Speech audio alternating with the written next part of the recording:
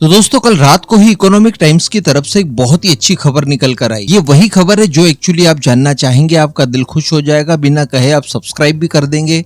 बस आप मेरी कुछ बातें थोड़ा सा ध्यान से सुनिए। देखिए, भारत की तरफ से ऐसा होता था कि हम लोग स्वदेशी प्रोजेक्ट्स के ऊपर ध्यान देते ही नहीं थे और सारी जरूरतों के लिए विदेशों के ऊपर निर्भर थे। भारत दुनिया के उन देशों में से एक था जिन्हें की सबसे ज्यादा हथियारों की जरूरत पड़ती है। दो परमाणु संपन्न राष्ट्र जो कि हमारे अड़ोस पड़ोस में हैं, वो दोनों ही हमारे दुश्मन हैं। दोनों के साथ युद्ध हो चुके हैं और इन फ्यूचर भी कभी भी कोई भी युद्ध हो सकता है।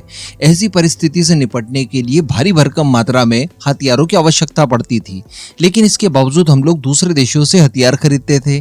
खुद के हथियार कभी हम लोगों ने बनाएंगे या इस लेवल तक पहुंचेंगे ये हमने सोचा ही नहीं थी। हालांकि ऐसा नहीं है कि हम लोग चाहते तो नहीं कर सकते थे। बैलिस्टिक मिसाइल का एग्जाम्पल मैंने आपको दिया था, जब पूरी दुनिया ने भारत के ऊपर प्रतिबंध लगा दिया था कि किसी तरह की कोई मदद भारत को नहीं मिल सकती थी, एक नट बोल्ट भी नहीं मिल सकता था। उस समय भारत ने खुद के प्रयासों से अपने बैलिस्टिक मिसाइल प्रोग्राम को इतना आगे बढ़ाया कि आज हम लोग दुनिया की टॉप बैलिस्टिक मिसाइल्स बनाते हैं। अब हुआ ये कि अचानक करंट गवर्नमेंट द्वारा एक साथ कई सारे प्रोजेक्ट शुरू करवा दिए गए कि स्वदेशीकरण करना आपके लिए अनिवार्य है।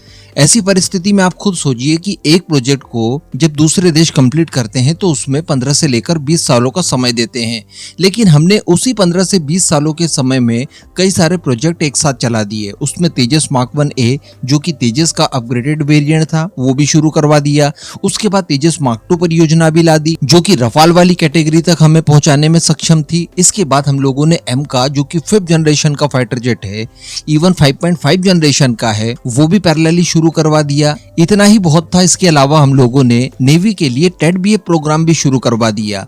इससे भी आगे अगर हम लोग देखें तो हेलीकॉप्टर्स के क्षेत्र में भी कई सारे प्रोजेक्ट एक साथ शुरू करवा दिए। तो जिन संस्थाओं को एक प्रोजेक्ट भी पूरा करने की हैबिट नहीं थी, उनके ऊपर आपने आगे पीछे मिलाकर कम से कम 10 प्रोजेक्ट डाल दिए। और केवल एविएशन के क्षेत्र की बता रहा हूं, तो डेफिनेटली यहाँ पर थोड़ी बहुत लेट लतीफी और दूसरे देशों के ऊपर थोड़ी बहुत निर्भरता चलती रहती है। इसमें थोड़ा बहुत एडजस्टमेंट करना चाहिए। इसका मतलब ये नहीं है कि हम लोग हमारी संस्थाओं को, हमारे साइंटिस्ट लोगों को इस तरह से लगातार कंडेम करें। देखिए, अमेरिका द्वारा F414 इंजन को लेकर सप्लाई हमें नहीं की जा रही है, जिस वजह से तेजस मार्क 1A डिले हो गया। ये वही तेजस मार्क 1A है जिसको लेकर भारतीय वायुसेना द्वारा शुरुआत में इनकार कर दिया था। उन्होंने कहा था कि सीधे हम लोग तेजस मार्क 2 पर जंप करते हैं।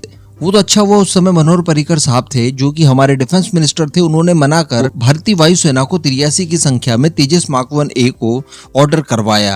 अब जब वो बनकर तैयार हुआ, जब उसकी क्षमताएं देखी गई तो पता ये चलता है कि ये पाकिस्तान के F-16, JF-17 को तो छोड़ दीजिए, J-10C को भी काउंटर कर सकता है। तो भारतीय वायुसेना इतनी ज्यादा प्रभावित हो चुकी है बिना इस्तेमाल किए कि 97 एडिशनल तेजस का ऑर्डर देने के लिए भी तैयार है। लेकिन अगेन इंजन की प्रॉब्लम तो एज इट इज है। लेकिन दोस्तों, यहाँ पर HAL अपनी तरफ से किसी तरह की कोई कमी नहीं छोड़ना चाहता। इसी वजह से बताया ये जा रहा है कि वो लोग तेजस का प्रोडक्शन बंद नहीं करेंगे, ना ही इसे स्लो डाउन करेंगे। और जैसा कि शुरुआत में बताया ये गया था कि फाइनेंशियल ईयर 2024-25 में टोटल 18 की संख्या में तेजस मार्क 1A डिलीवर किए जाएंगे। उसके बाद ये आंकड़ा थोड़ा सा और घट गया और इसमें 16 तक पहुंचे कि 16 तेजस तो हर हाल में डिलीवर कर दिए जाएंगे, लेकिन चूंकि इंजन तो हमें केवल 2 ही मिल पाएंगे।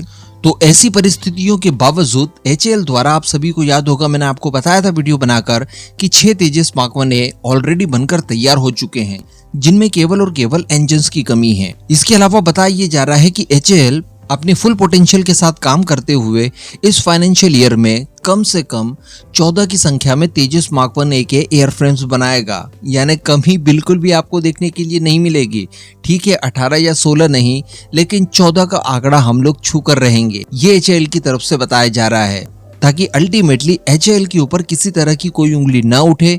जिस दिन भी इंजन्स हमें मिलेंगे, हम लोग इनका इंटीग्रेशन करके भारतीय वायुसेना को तत्काल इनकी डिलीवरी कर देंगे। इसको लेकर बताया जा रहा है कि प्रेजेंट में कर्नाटका के बेंगलुरु में 2 प्रोडक्शन लाइन पूरी तरह से एक्टिव है, इनके अंदर काम चल रहा है। और जो नासिक वाली फैसिलिटी की बात बताई जा रही थी, जहां पर हर साल 8 तेजस का निर्माण होगा, वो भी अक्टूबर मंथ से शुरू हो जाएगी। और ये सारी चीजें इसीलिए की जा रही है ताकि भारतीय वायुसेना को जो प्रोमिसेस किए गए थे HAL द्वारा कि आपको वर्ष 2028 तक पूरे के पूरे 83 तेजस मार्क 1A डिलीवर हम लोग कर देंगे, तो वो प्रॉमिस HAL अपनी तरफ से मिस नहीं करने देगा और 2028 तक हर हाल में ये डिलीवरी संपन्न हो जाएगी। हालांकि यहाँ पर थोड़ा बहुत HAL को भी कंडेम करना पड़ेगा, क्योंकि मैं आपको बता दूं कि ये जो इंजन डिलेज हुए हैं, रिपोर्ट में बताया जा रहा है कि इसके पीछे कारण केवल और केवल इंजन्स नहीं है। इंजन्स के अलावा भी कुछ सब सिस्टम्स बाकी है जिनकी टेस्टिंग और सर्टिफिकेशन अभी भी पेंडिंग पड़ा है, लेकिन वो बहुत थोड़ी सी मात्रा में है। तो बताया जा रहा है कि इस दौरान उनकी टेस्टिंग और सर्टिफिकेशन का काम भी लगातार किया जाएगा। बाकी के जितने भी सब सिस्टम्स वगैरह की टेस्टिंग और सर्टिफिकेशन करवाना था, वो रिजर्व इंजन के इस्तेमाल से हम लोगों ने ऑलरेडी करवा लिए हैं। जैसा कि परसों हम लोगों ने डिस्कस किया था कि इसके अंदर इजरायली AES रडार सिस्टम की प्रॉब्लम आ रही है, उसको लेकर फिर से टेस्टिंग और सर्टिफिकेशन कराना पड़ेगा। इसके अलावा बड़ी गुड न्यूज ये भी है कि बहुत ही जल्द तेजस मार्क 1A से एयर टू एयर मिसाइलों और बाकी एयर लॉन्च मिसाइलों का परीक्षण भी हमें होते हुए दिखाई देगा।